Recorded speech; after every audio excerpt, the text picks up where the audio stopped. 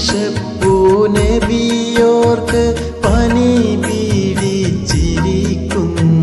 പ്രിയ പത്നി ഖദീജാബി കരികിൽ ചെന്നേ പരിശുദ്ധ തിരുദേഹം പുതപ്പിട്ട് പുതപ്പിച്ചു പ്രവാചക പ്രഭുവിനെ പരിപാലിച്ചു.